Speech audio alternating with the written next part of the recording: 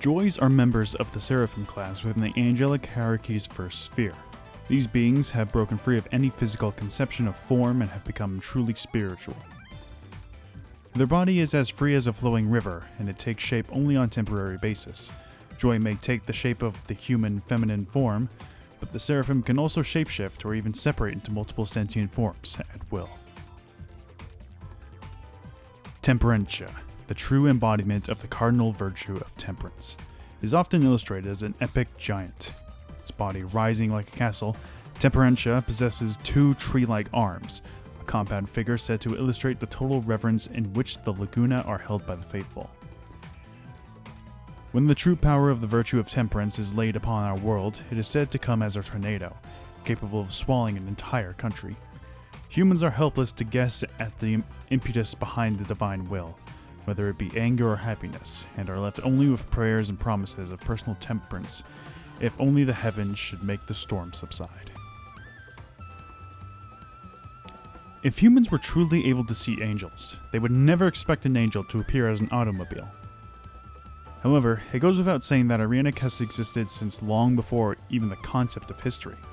Irenic is charged with spreading the message of divine will across Paradiso, and it is most commonly depicted as a boxy form with four wheels capable of achieving great speeds. Faster than even the wind, it can cross Paradiso, thousands of times larger than the human world, in nary a single day. Irenic is first known to have appeared before humanity in the mid-18th century, coinciding with the start of the Industrial Revolution and the development of the first steam-powered automobiles. It can be said that braves are capable of carrying God upon their shoulders. Moving in groups of 3, each brave wears the halo of the second sphere powers upon its head. However, when necessary, braves can combine 3 of their bodies into one true form, first sphere cherubim. Boasting the most brute strength of all the inhabitants of Paradiso, an unknown number of evils have faced judgment at the hands of braves.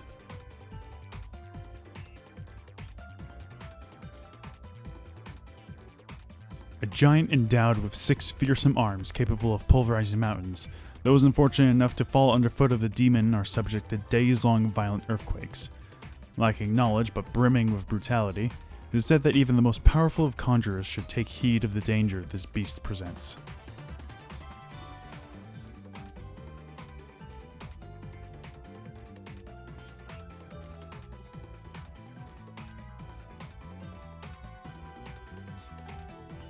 The ancient city of Vigrid is largely inaccessible, surrounded by mountains on one side and the sea to the other. While at first glance this may seem incredibly inconvenient, it is said that Vigrid flourished primarily due to the presence of strong spirit energy within the land underfoot.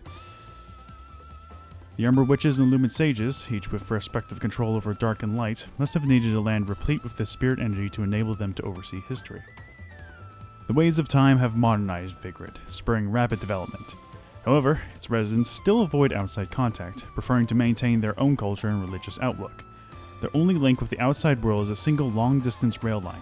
Simply riding this train requires an application be submitted to Vigrid authorities, and a rigorous background check is required prior to the issuance of an entrance visa, which must be carried at all times. Once disembarking from the train, there is a further police search, after which one is granted admission to the city. It seems that what allows Vigrid the ability to be so strict regarding immigration is the seemingly close link between the Vigridian authorities and the Ithavold group, a conglomerate based in Vigrid. Yet, proving this link will require further investigation. Everyone carries within them a record of their evolution as beings, since time immemorial. It is this inner knowledge that the magical arts call upon when a practitioner uses the transformative technique known as the Beast Within. While there is very little documentation regarding this technique, it is comparatively easy to guess as its workings. It is even easier when one considers how many works of art depicting this condition fill museums to this very day. These works capture the very moment when a witch transforms herself into an animal. Present-day interpreters have never seemed to escape the realm of dismissing these works as artists' daydreams. However, when viewed from a different perspective, they are an important reference point in researching the magical arts. These pictures illustrate the unbelievable transformation of Umber Witch via the most special of means, seeing her take the form of various animals. The witches were able to freely use this technique, transforming into beasts for incredible speed, or birds to send themselves soaring into the sky. In recent days, Vigrid has seen the rise of the Ithavol group, a conglomerate whose rapid development has changed the face of the city. Their man-made island off the coast of Vigrid, Isla de Sol, is a clear example of their technological style. It is a modern metropolis home to many residents. However, their flight from the old city has led to the onshore historical district's rapid decline, a process that will likely end in areas becoming ruins free of inhabitants. Those who live on Isla de Sol and those who have remained in the old city all worship the Laguna, gods who are the heart of their faith. In many ways, like sun worship, this faith has been at the people's core since ancient times, and forms the very heart of their cultural development. It is said the Ithavol group itself was developed in conjunction with the Laguna, and its CEO is held up as the paragon of Laguna worship, the living symbol of the people's faith. He is purported to be descended from the said-to-be annihilated Lumen sages, although I cannot confirm the veracity of this claim. At any rate, the devotion which people hold towards the Ithavol group is without question. Vigrid's appearance is not the only part of the city to have changed completely. The ancient faith in the Laguna is now inexorably linked to the Ithavol group as it pushes towards its modernizations. Thus, the city has lost its previous visage, to be replaced at alarming speed, and all with the apparent consent of the Laguna-worshipping Vigridians. One of the unique aspects of the religion in this town is the people's belief that the world is actually made up of three unique realms layered on top of each other: Human World, Inferno, and Paradiso, the Trinity of realities. However, the wavelengths of the spirit energy in each of these realities is different, and inhabitants of each are unable to interfere with the other's affairs, despite the fact the worlds are layered. It is said the Lumen sages and Umber witches had the unique ability to pass into a realm known as Purgatorio, and travel amongst the Trinity.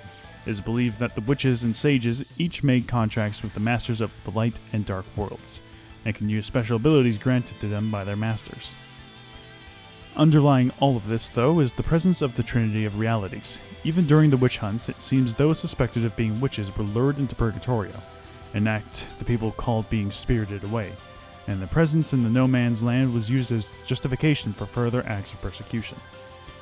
To further explain Purgatorio, one must understand that those within the realm are unable to see or touch those in the human world, nor are humans in their own world able to intervene in the affairs of Purgatorio.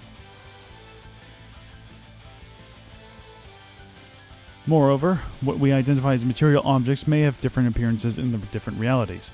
Yet, when these items are destroyed in one world, they will be destroyed in all worlds. This may explain why many place religious interpretations upon the phenomenon of unexplained destruction that occurs during their everyday lives. Vigrid has long held the notion that the world is comprised of a trinity of realities: Paradiso, Inferno, and the human world. However, since the era of the witch hunts, where the Umber witches met total annihilation, Vigridians have held that Paradiso, the world of light, is the most perfect of these realms and have worshipped it as such. Yet, as normal human beings are unable to experience this heaven, the Vigridians' feelings regarding Paradiso manifest themselves in various ways. These structures, stone discs 3 meters in diameter, were said to represent portals into Paradiso itself. It was believed that when the gods extended the people a helping hand, they would do so via the portals, guiding them to Paradiso. Thus, the porta were placed in spiritually powerful locations. I have one more interesting aside. Within Paradiso, there are said to be secret rooms known as Alfheim, where angels gather and hold their banquets. The Porta del Paradiso created by man are said to mimic the entrance to these Alfheim. Legend has it that if someone were to stumble across one of these portals while in Purgatorio, they may enter an Alfheim, upon which the angels would entertain the lost visitor and bless them justly. Or unless you're Bayonetta, fight them. As part of the Ithavol's group's plan for the further development of Vigrid, the man-made island of Isla de Sol, a new urban center, was constructed and outfitted with a new highway, stretching a total of 41.295 kilometers, or 26.218 miles. As expected, traveling this highway, which links the major areas of Vigrid to the island, requires vigorous checks, and its usefulness is limited to the Vigridian authorities, Ithavol Group materials transports, and a select group of authorized personnel. The bridge connecting the island to the mainland is an enormous overseas suspension bridge. The structure supporting the bridge's wires are shaped like the bright solar flares that shoot out from the sun's surface, giving the crossing its name, Prominence Bridge. It is truly a symbol of modernity that has come to Vigrid.